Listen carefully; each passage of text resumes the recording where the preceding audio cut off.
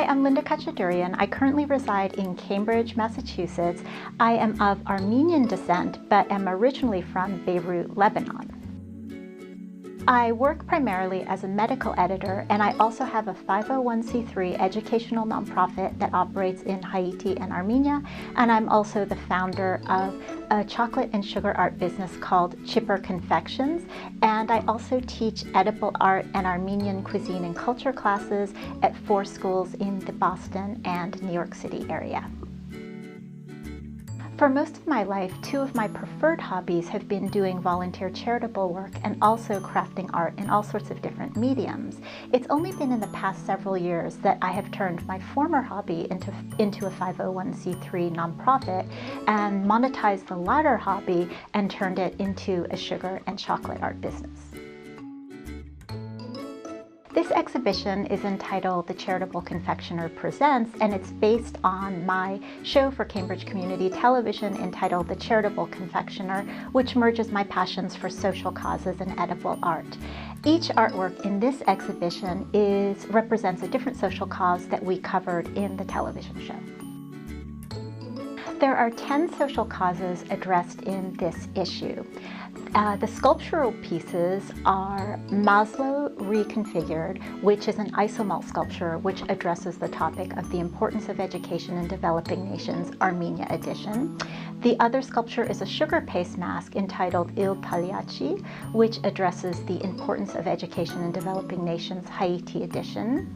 Another sculpture is comprised of isomalt and potato starch paper and is called Blooms of Bounty, which represents the topic of the importance of building with sustainable materials.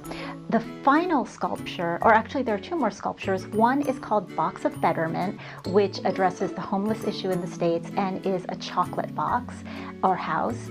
And then there is the Pièce de Résistance, which is the edible dress, which represents the importance of providing medical care for people living in poverty.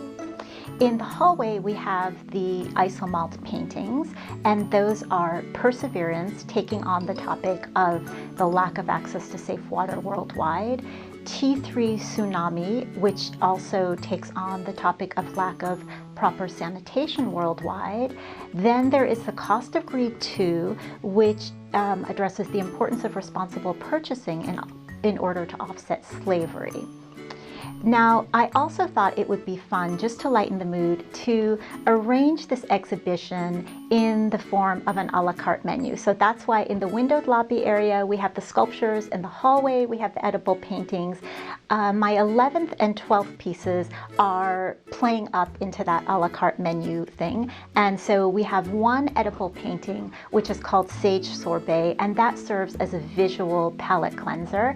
And the exhibition culminates with an edible art tableau which serves as dessert. And on that tableau, we have a chocolate sculpture / vase. We have 3 plates made out of isomalt, each of which has an artisanal Armenian dessert plated on it. And I am very excited that the final piece is an isomalt sugar lamp, which is actually functional, and people who come to the gallery can interact with it and turn it on and off. I do have some ideas for future exhibitions. Of course, they will all be comprised of edible artworks, and I would like to continue the trend of having each one take on a different social cause.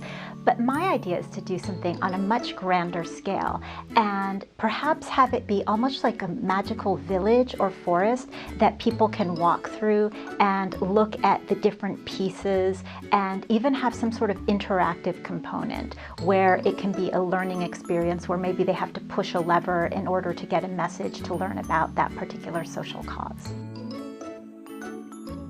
I hope that people will leave this exhibit feeling inspired to take action, and if they're not capable of taking action, at least having conversations about these important topics with others.